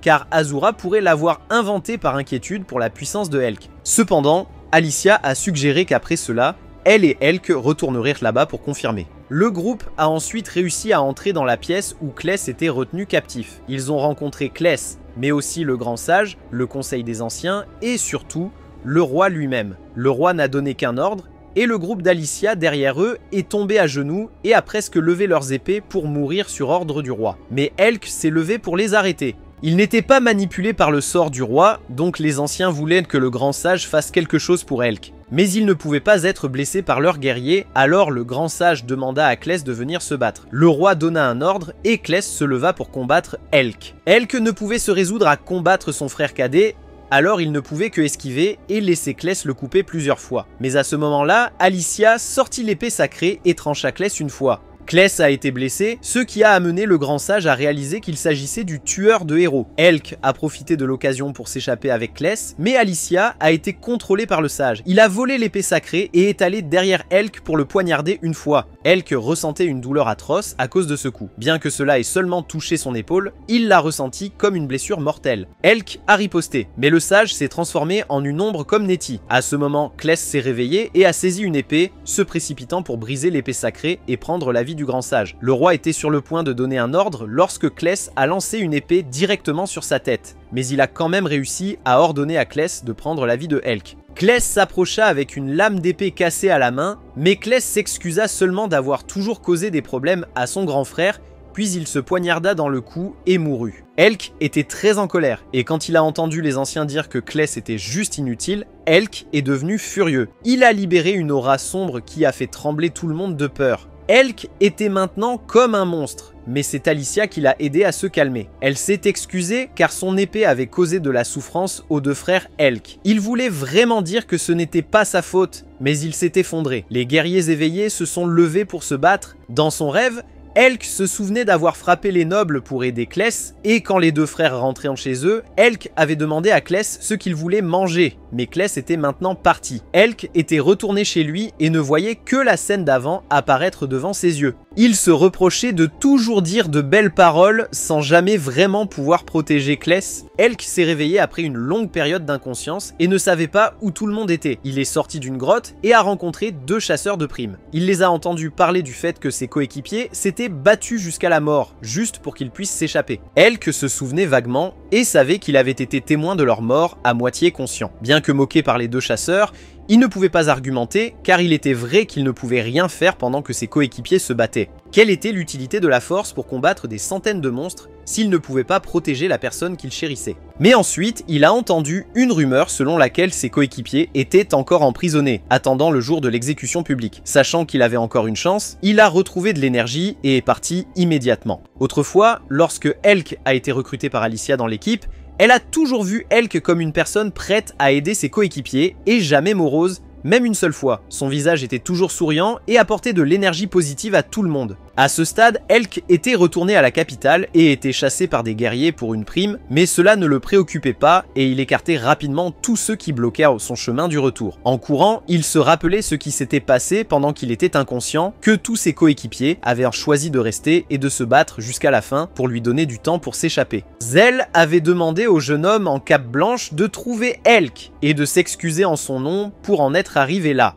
La blessure de Elk s'était rouverte, mais il a quand même continué et face à lui se trouvaient les guerriers éveillés avec leur commandant. Elk a chargé avec confiance le commandant qui était assez rapide et s'est défendu. Il a permis au commandant de frapper sa blessure puis lui a attrapé la tête pour lui donner un coup. Le gars n'était pas encore à terre et s'est retourné pour continuer à se battre. En combattant, Elk se souvenait de la façon dont Alicia était restée à ses côtés jusqu'à la fin, alors il ne pouvait pas abandonner. À la fin, seul, il a massacré tous ces guerriers éveillés. Ils ont été anéantis et Elk a continué. À ce moment-là, Alicia allait être exécutée publiquement. Le commandant qu'elle avait défié auparavant était encore amer à propos de cet incident et était impatient d'assister à son exécution. Il lui demanda comment elle se sentait d'être maudite par les gens qu'elle avait autrefois sauvés et que bientôt, ses coéquipiers la suivraient. Elle voulait plaider pour ses coéquipiers, mais c'était inutile. Cependant, juste au moment où ils allaient agir, le coup du bourreau dévia car il sentit une grande pression l'étouffer. C'était la dominance sombre et écrasante qu'émettait Elk qui s'était répandue jusqu'ici et à cet instant, il était également arrivé aux portes du terrain d'exécution. Tout le monde ne pouvait que se recroqueviller de peur devant sa domination. Il attrapa la tête du commandant et demanda si c'était lui qui avait fait du mal à ses coéquipiers. Le commandant a blâmé les citoyens tandis que les citoyens, par peur, l'ont blâmé. Elk, enragé par cette scène, a jeté le commandant et a ensuite sauvé Alicia. Il voulait l'emmener dans le royaume des démons pour commencer une nouvelle vie avec tout le monde, mais le père d'Amy les avait retrouvés et a admis que Elk était en effet au-delà de leur imagination. Il avait gagné en trouvant de l'espoir, mais avait aussi perdu en revenant ici. Un rideau de neige est apparu et il leur a annoncé que le sort de transformation conçu par le grand sage avait commencé et que Kless était mort inutilement sans pouvoir l'arrêter. Les gens ont commencé à se transformer et il a expliqué que contrairement à Elk et Kless qui se sont éveillés naturellement, cet éveil forcé entraînerait une incapacité des corps à s'adapter, provoquant des changements physiques drastiques avec une perte de raison. Alicia a également commencé à montrer des signes, laissant Elk sans savoir quoi faire. Il ne pouvait pas la protéger, mais bientôt ce rideau de neige couvrirait tous les citoyens du royaume et les transformerait en marionnettes du roi. Il a conseillé à Elk de partir s'il ne voulait pas se battre contre ses anciens camarades. Elk portait Alicia et courait, essayant de trouver un endroit où la neige ne pouvait pas atteindre, mais elle a dit qu'il était trop tard et que Elk devait la laisser et courir. Elk ne voulait pas que cela se produise, mais Alicia avait déjà commencé à se transformer. Elle ne voulait pas que Elk voie sa forme transformée et l'aide, alors elle lui a demandé d'utiliser l'épée cassée pour mettre fin à sa vie, mais il a refusé. Il voulait seulement qu'elle vive, donc même si elle se transformait et devenait son ennemi, il l'accepterait tant qu'il pouvait la voir vivante. Elle craignait que Elk ne la reconnaisse pas quand elle se transformerait, mais il croyait que peu importe ce qui arriverait, il la reconnaîtrait toujours, alors il la suppliait de ne pas abandonner si facilement. Alicia a accepté le souhait de Elk et lui a demandé de sourire parce qu'elle aimait son sourire, et si jamais ils se rencontraient à nouveau, elle voulait qu'il sourie pour elle une fois de plus. Maintenant, il repense au fait qu'il était vraiment égoïste de ne pas avoir mis fin à la vie d'Alicia à ce moment-là. Le père d'Amy pensait aussi qu'il était insensé de ne pas faire ce qu'Alicia voulait. Plus tard, il a aussi rencontré Zell sous forme humaine, mais bien que Zell ait conservé son esprit et sa forme, il s'était immergé dans le pouvoir et avait perdu sa nature gentille d'autrefois. Après cela, il a rencontré à nouveau Zell sous forme humaine, mais bien que Zell ait gardé son esprit et sa forme, il a été submergé par le pouvoir et a perdu sa bonne nature d'autrefois. Vermi pensait que s'il pouvait tuer le roi, il pourrait ne s'occuper des héros, mais Elk avait bien sûr pensé à cela. Il avait rencontré à nouveau le grand sage qui a révélé que les éveillés avaient besoin de la capacité de manipulation du roi pour les contrôler. Si le roi mourait, ces guerriers sans cervelle deviendraient fous, tuant et massacrant tout. Elk se précipita en colère pour frapper le sage, mais c'était inutile car il esquivait constamment. Il informa également que Kless n'était pas mort, mais dans un état végétatif, parce que l'épée brisée à ce moment-là n'avait pas complètement tué Kless. Il a donc pu le sauver et laisser Kless nourrir ces choses dégoûtantes là-bas. Elk a ensuite déchaîné toute sa force avec colère, et une seule entaille d'air a emporté la moitié du corps du sage. Mais il était encore en vie, et sachant qu'Elk était toujours une grande menace, il créa un sort de téléportation et l'envoya loin. C'est ainsi qu'il est arrivé dans le monde des démons. Il était très déçu de ne pouvoir sauver personne. Verme n'était pas sûr de pouvoir lutter contre ses anciens camarades, mais Elk croyait qu'il se battait non seulement pour exterminer les humains, mais aussi pour protéger le peuple démon. Quand il s'est perdu ici, Ken est celui qui l'a trouvé et l'a emmené dans sa ville. Les gens là-bas l'ont bien traité, même s'ils savaient qu'il était le frère du héros qui a tué le roi démon.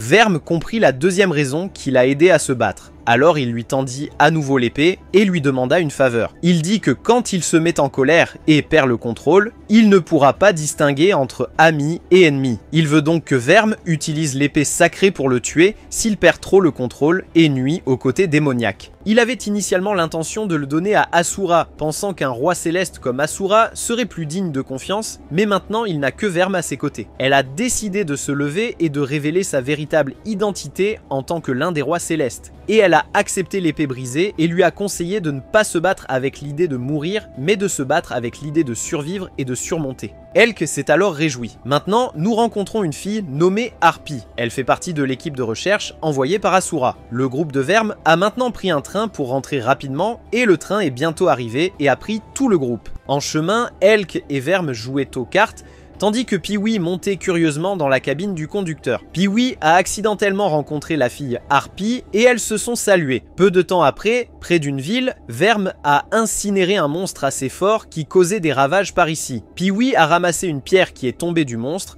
puis a continué son chemin. Ils ont tous les trois rencontré plus tard un vieil homme qui était le maire.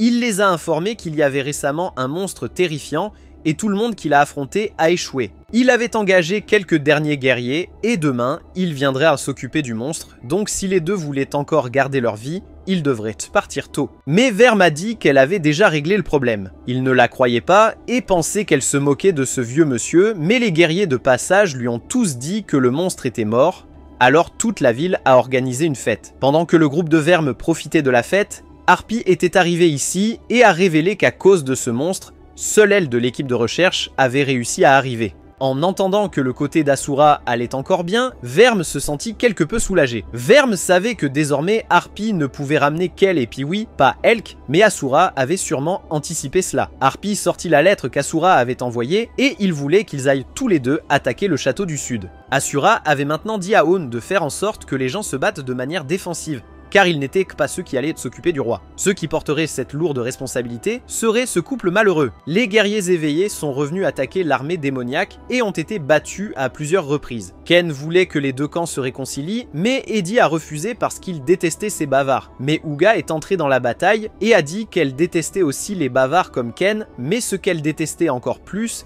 c'était ceux qui trouvaient toujours des excuses pour leurs défauts et les faibles, comme Eddie ici. Elle a encore coupé les ailes d'Eddie, mais l'archer derrière a tiré sur Eddie pour qu'il puisse se relever rapidement. À ce moment, On n'est pas sûr du plan d'Asura, car personne ne sait quand ils trouveront Verme et si Elk la suivra encore ou non. Mais Asura a anticipé tous les plans de contingence. Et en partie parce qu'il souhaite maintenir ce statu quo pour recueillir plus d'informations. Il sent qu'il y a quelqu'un avec un pouvoir comparable à celui de Elk du côté de l'armée humaine, et seule cette personne pourrait vaincre le général sacrifié de ce château. Pour l'instant, ils doivent attendre des informations du côté d'Asta. Elle rapporte que cette reconnaissance est assez facile. Le château est plein de voies d'évasion sans surveillance, le marché regorge de nourriture préservée de longue durée parmi laquelle elle peut choisir, et les gardes sont tellement laxistes qu'ils pourraient aussi bien ne pas être là. Cependant, recueillir des renseignements est difficile, car il y a peu de personnes à qui elle peut parler. Elle est ensuite allée se promener dans une ruelle et a découvert que quelqu'un arrivait, alors elle s'est cachée dans un coin proche. Le groupe d'Eddie passait et discutait de la stratégie pour leur prochaine attaque. Mais après un moment,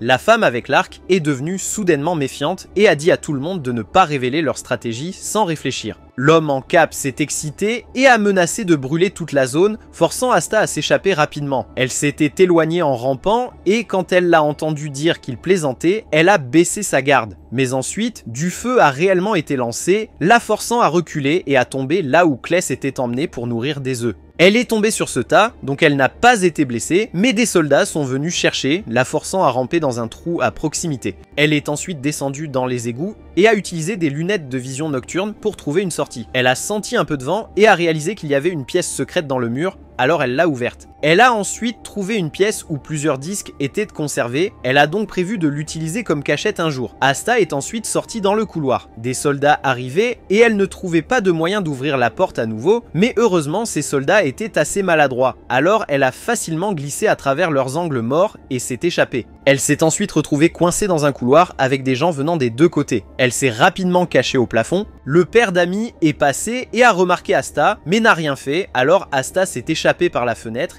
et a utilisé des griffes en fer pour grimper sur le mur. Où qu'elle aille, les soldats arrivaient, donc elle ne pouvait entrer nulle part. Et puis, quand les soldats dehors allaient la trouver, elle a été forcée de se glisser dans une pièce vide. Mais juste après ça, elle a été découverte par Ami. Ami pensait qu'elle était un garçon et a demandé comment elle était arrivée ici. Asta a répondu qu'elle était étrangère et s'était perdue ici. Asta était sur le point de partir quand Ami voulait qu'elle reste parce qu'elle était toujours enfermée ici et ne pouvait parler qu'à son père. Juste après cela, quelqu'un a apporté des collations, alors Ami a caché Asta et a reçu la nourriture des soldats. Elle a ensuite réalisé qu'Asta était une femme et s'est demandé pourquoi Asta était venue ici. Asta ne comprenait pas non plus pourquoi Ami était si insouciante, comme si elle ne savait pas qu'il y avait une guerre en cours à l'extérieur. Asta a ensuite demandé à Ami une tasse de café parce qu'elle avait besoin de café pour activer la télépathie. Asta a ensuite entendu l'histoire et a été tellement choquée qu'elle est tombée en arrière parce que sa sœur était trop imprudente. Mais de toute façon, Asta semblait toujours faire confiance à Ami parce qu'elle a remarqué qu'Ami aimait bien discuter et elle pourrait obtenir des informations d'Ami.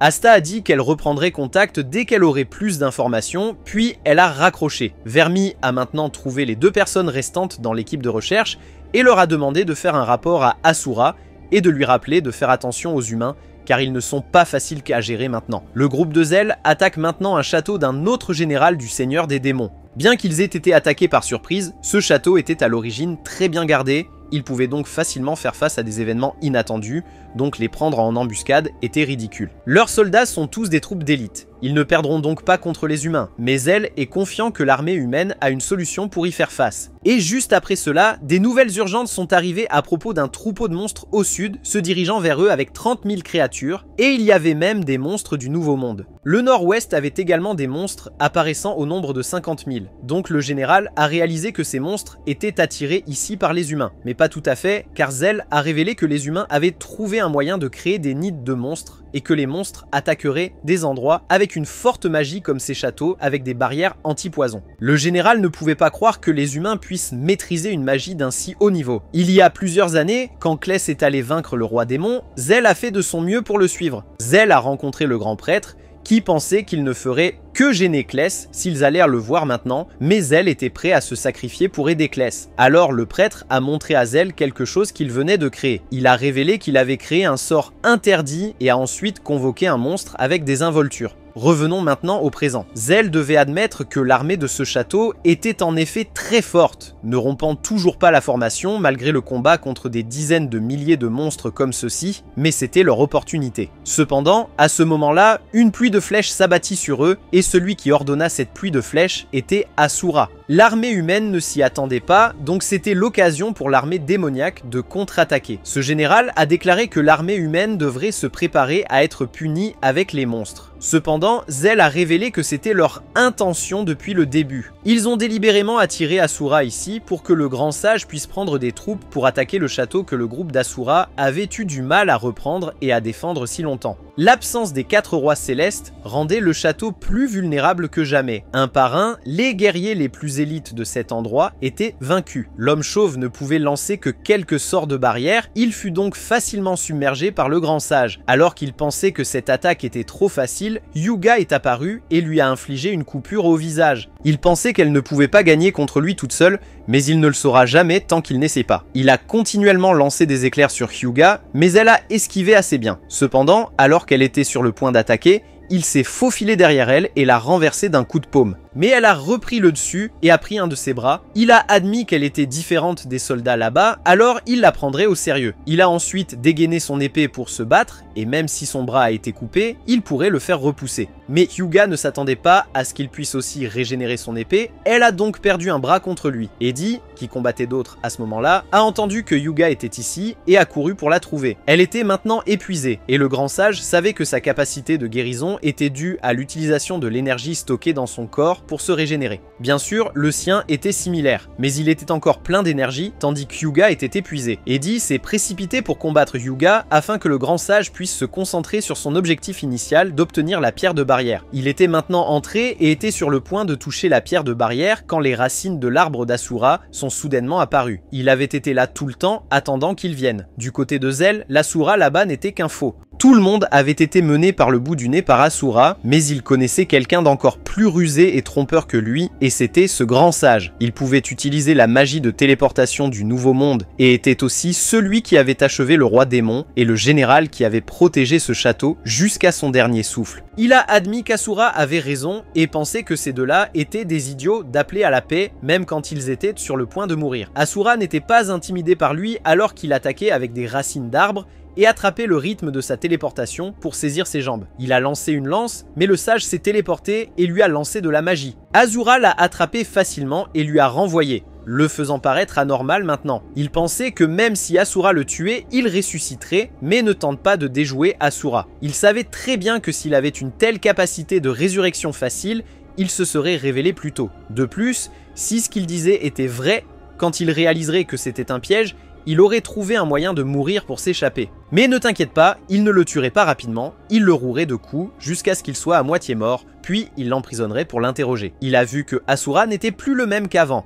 Il savait qu'il y avait une époque glorieuse des Asura, une époque où 10 royaumes humains et l'Empire démon étaient constamment en guerre. Il y avait un homme brandissant une épée qui était le cauchemar de toute l'humanité, transperçant personnellement 10 héros. Oui, c'était Asura. Bien sûr, il ne se souviendrait pas de lui, car à cette époque, il n'était qu'un des 100 000 soldats de race mixte qu'Asura a impitoyablement massacré. Mais il se souvenait très clairement de l'image d'Asura. La peur d'Asura s'était implantée dans son esprit à ce moment-là, et il ne pouvait que baisser la tête de peur et faire semblant d'être mort, en attendant qu'Asura parte. Beaucoup de gens avaient aussi fait semblant de mourir, mais ont ensuite succombé au poison du royaume des démons. Mais lui, il a eu la chance de se réveiller et de s'adapter au poison, et maintenant, il peut vivre éternellement. Cependant, son objectif ultime n'est pas de se venger d'Asura, mais de créer un nouveau monde. Asura sait qu'il a l'intention d'exterminer presque toutes les espèces, et il révèle aussi qu'il vit depuis plus de 1000 ans et a exploré beaucoup de choses juste pour affronter Asura à nouveau. Il savait à l'origine que c'était un piège,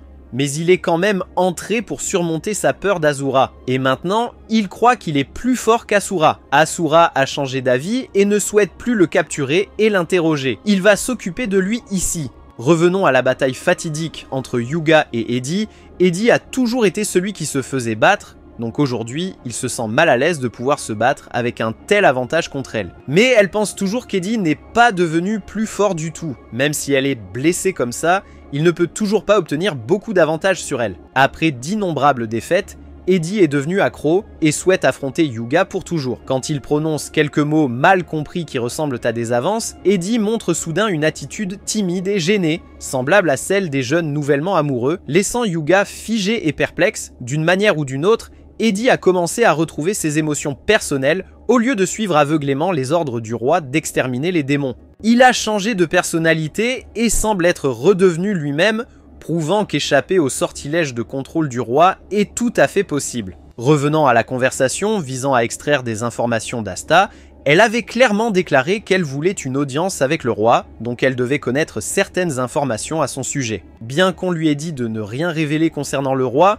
Ami a quand même promis de montrer sa localisation à condition qu'Asta l'emmène avec lui, car elle en avait assez d'être enfermée dans sa chambre jour après jour. Bien qu'étant une vieille connaissance des deux frères, Ami ne savait rien de ce qui s'était passé, y compris le fait que les humains s'étaient éveillés et avaient en grande partie perdu leur humanité, ou à propos de la guerre avec la race démoniaque. Parce qu'elle ne savait rien, Ami se sentait toujours mal à l'aise. Elle espérait sincèrement sortir et manger avec Kless et Elk comme au bon vieux temps. Voyant Ami si pitoyable, Asta a été ému et a promis de l'emmener rencontrer Elk plus tard pour manger la délicieuse nourriture qu'il prépare. Pour l'instant, Asta conduira Ami à s'échapper vers la ville en dessous du château. Pendant leur évasion, Ami a révélé son talent, non seulement avec ses compétences physiques suprêmes et sa capacité à sauter par-dessus les murs, mais aussi avec un pouvoir unique, une capacité que seuls ceux qui réveillent naturellement leur pouvoir possèdent, la capacité de disperser divers types de pouvoirs sur une vaste zone à travers un écran de neige. À ce stade, Asta a également réalisé que la fille qu'il guidait était certainement une figure cruciale qui influencerait grandement le résultat de la bataille contre les humains. Soudainement, alors que sa conscience commençait à s'estomper, Ami voulait retourner dans sa chambre. Elle commençait à ne plus comprendre comment elle était arrivée ici. En même temps, quelqu'un s'approchait, alors Asta s'est enfuie. Par un étrange hasard, ils ont accidentellement atterri dans la chambre du roi. Immédiatement, il a manipulé Ami et a attaqué l'intrus, mais le père d'Ami est arrivé et a empêché le roi de contrôler imprudemment sa fille. Il a également reconnu Asta comme le démon qui s'était infiltré dans le château qu'il avait senti auparavant. Sachant qu'il était peu probable qu'il s'échappe cette fois, Asta a désespérément tenté d'assassiner le roi, espérant mettre fin à tout. Mais avec le père d'Ami présent, Asta a trouvé difficile d'atteindre son objectif. Elasné a été facilement maîtrisé par les guerriers éveillés, et le père d'Ami l'a averti de ne pas être assez folle pour tuer le roi, car les humains éveillés, une fois libérés du contrôle du roi, deviendraient des créatures pas différentes des monstres, ne sachant que tuer follement. En effet, lorsque le roi meurt, cela pourrait arrêter l'avancée du pays humain, mais cela créerait un autre danger bien plus terrible. En bref, le royaume démon est actuellement dans un état d'attente de destruction pour une raison ou une autre. Revenons au combat entre Asura et le grand sage. Bien qu'il ait été battu à plate couture de nombreuses fois, d'une manière ou d'une autre, le sage refusait toujours de mourir. Pour sauver la situation qui était sur le point de se terminer par une défaite désastreuse, il a immédiatement détruit les talismans, reliant le contrôle du roi sur les guerriers éveillés, leur permettant d'évoluer en monstres héritant du pouvoir du nouveau monde. S'il ne s'agissait que de quelques monstres,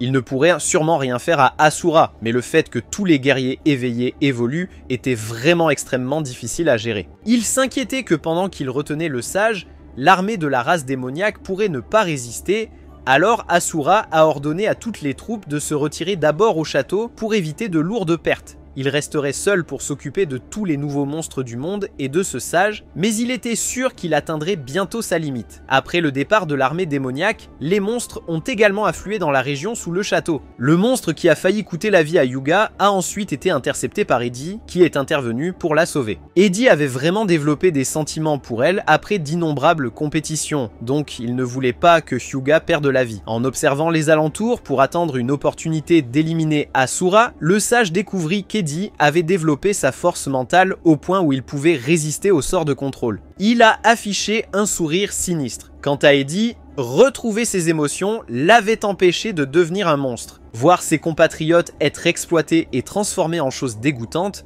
rendait Eddie amer. Sachant qu'Asura était toujours sous le château, Hyuga a demandé à être conduit à son emplacement. Sollicité pour de l'aide par l'adversaire qu'il admirait, Eddie était très disposé à aider. Cependant, une fois de plus, le sage est apparu soudainement et a attaqué. Conscient que même s'ils unissaient leurs forces, ils n'auraient aucune chance de le vaincre, Eddie voulait que Hyuga parte en premier. Le sage avait depuis longtemps anticipé que cette situation avec Eddie se produirait aujourd'hui. Il avait donc spécialement préparé un plan de secours. C'était une technique qui effaçait la force mentale. Incapable d'abandonner la personne qui venait de lui sauver la vie pour être détruite, Hyuga a désespérément essayé d'intervenir, mais a ensuite été attrapé par lui. Avec la force mentale restante, Eddie s'est efforcé de couper le bras du sage pour la sauver. Saisissant l'occasion, Hyuga l'a ensuite transpercé en 100 morceaux. Le problème maintenant était qu'Eddie tombait progressivement dans un état incontrôlé. Tant qu'il le pouvait encore, Eddie a envoyé ses excuses et espéré que Hyuga ne mourrait pas,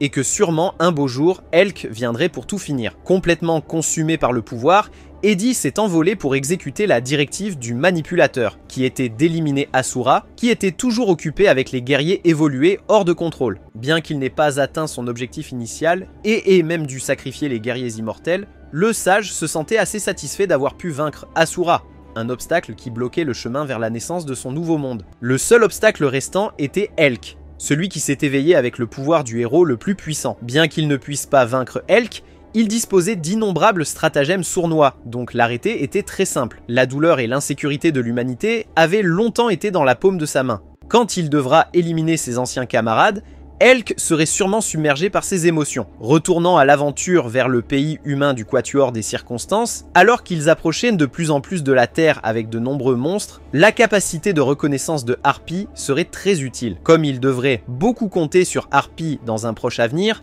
elle recevait toujours la priorité pour se reposer et récupérer. Vermi a prévu de se rendre dans une base militaire au sud du pays humain pour rassembler plus de ressources. Ils savaient tous les deux que s'ils unissaient leurs forces, ils pourraient certainement affronter le roi, mais le problème serait ensuite d'exterminer tous les hors de contrôle. Guerriers, un combat brutal les attendait, et Vermi ne pouvait pas laisser Elk penser qu'il devait tout porter seul, alors Vermi s'est porté volontaire pour s'occuper des guerriers ailés, et lui a assigné la tâche d'éliminer le roi et le sage. Vermi a fait cela essentiellement pour empêcher Elk d'être émotionnellement bouleversé en affrontant ses anciens camarades. Le lendemain matin, à la base vers laquelle se dirigeait le groupe de Vermi, ils ont été pris en embuscade par l'armée ailée. Le groupe de Vermi ne savait toujours rien quand soudain une fille de l'équipe de reconnaissance a été blessée et est venue pour signaler. Le chef de cette attaque était le père d'Ami. Il est venu ici à l'origine pour trouver Elk, mais a trouvé ce groupe de démons par hasard. Il a ordonné un massacre et de ne laisser aucun survivant. Vermi a suspecté que cette attaque était certainement dirigée contre Elk. Les humains le craignaient aussi et voulaient qu'il perde le contrôle et soit évincé de la bataille. Vermi était également inquiète que Elk devienne incontrôlable, mais elle essayait toujours de garder son calme pour le guider. Et quand elle vit Elk prêt à avancer, elle crut qu'il irait bien. Ce jour-là, où Elk a rencontré à nouveau Eddie au château du roi démon, il a également rencontré le sage. C'est pourquoi il a pris autant de temps. Quant à lui, il avait maintenant informé le père d'Ami qu'il avait été étonné par le pouvoir d'Asura parce qu'il l'avait poussé à ce point. Mais Elk était aussi une préoccupation qui nécessitait plus d'attention car sa rancune lui donnerait un pouvoir bien plus grand que celui d'Asura. Il était apparu devant Elk cette fois-là pour risquer de prendre un peu de son sang afin d'arrêter une technique de repérage similaire à celle d'Asura. Par conséquent, le père d'Ami connaissait la position pour intercepter Elk pour l'attaque. Peu après, Elk et Vermi ont intercepté l'armée et Elk s'est avancé pour affronter l'oncle qui l'avait sauvé, lui et Kless, il y a des années. L'oncle a dit clairement qu'il était venu ici pour faire perdre le contrôle à Elk et le pousser à abandonner le combat, mais s'il abandonnait et revenait, il ne se passerait rien. Il croyait toujours que peu importe ce que Elk ferait, il n'y aurait pas d'avenir paisible pour lui avec ses camarades. Il devrait juste aller quelque part et vivre en retrait pour le reste de sa vie. Personne ne le blâmerait et il ne souffrirait plus. Mais Elk était déterminé par ses propres désirs. Alors, il allait confronter son oncle avec toute la force qu'il avait. Son oncle avait commencé à déclarer la guerre et avait ordonné aux soldats de charger. Vermi avait aussi rejoint et voulait alléger le fardeau sur Elk. Il lui a alors confié son soutien en toute confiance et elle est allée affronter l'oncle. L'oncle savait que s'il pouvait s'occuper d'elle, Elk perdrait sûrement à nouveau le contrôle. Elle a failli être touchée, ce qui a fait battre le cœur de Elk plus vite, mais Vermi lui a dit de ne pas penser à sa défaite. Il savait bien à quel point elle était forte, donc il devait se concentrer sur son propre adversaire. Après avoir dit cela, elle a continué d'invoquer des démons de feu pour soutenir le combat. L'oncle ne savait pas qui était Vermi qui pouvait calmer Elk aussi facilement. Soudain, une flèche passa devant Vermi, mais elle réalisa qu'elle était destinée à Elk, alors elle l'a averti d'être prudent. Il attrapa la flèche, et la personne qui l'avait tirée devait certainement être une figure familière.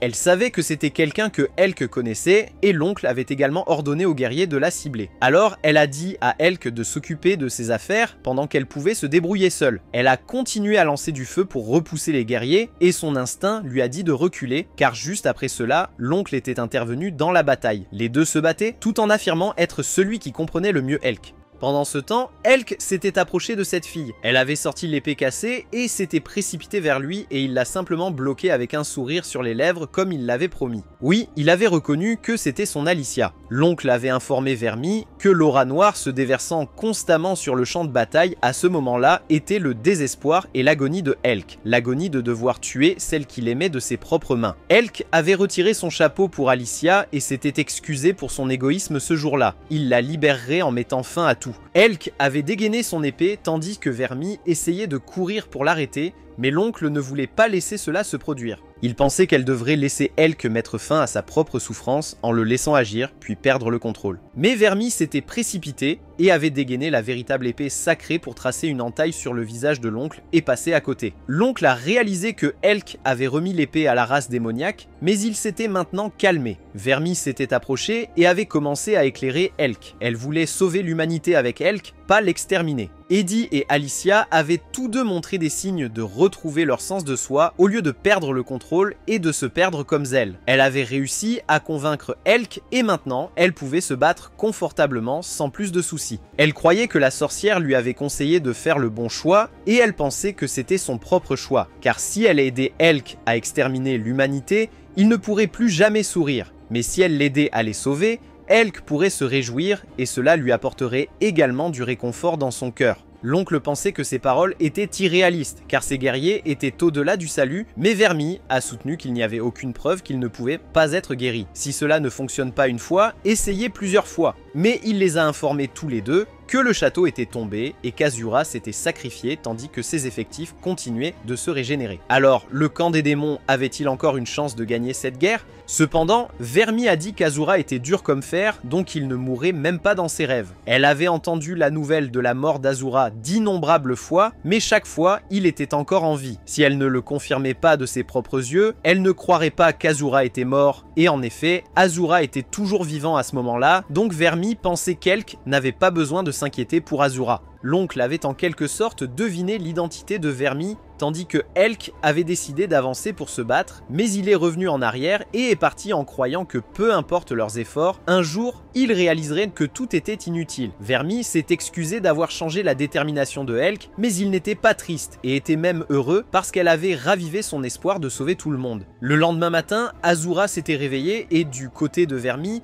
ils avaient envoyé quelqu'un pour rendre compte à Azura pendant qu'elle irait au château qui avait été attaqué plus tôt par l'armée de Zell. Azura avait maintenant entendu de la part d'Ista que Vermi était en sécurité et qu'il reviendrait bientôt. Les détails sur la destruction de leur base du sud étaient écrits dans la lettre de Vermi. Azura était très heureuse de voir que Vermi voulait sauver l'humanité. Pendant ce temps, le groupe de Vermi avait déjà quelqu'un pour venir les chercher. Elle avait demandé comment allait Azura et appris que, bien qu'il soit couvert de blessures, il était toujours vivant et en pleine forme, elle pouvait donc être rassurée. Vermi et Elk étaient complètement tranquilles, donc tous deux pouvaient se rendre au château du roi démon en toute sécurité. Le voyage de Elk est toujours en cours, mais il sera dans la deuxième partie qui sortira dans le futur. Pour l'instant, au revoir et à bientôt.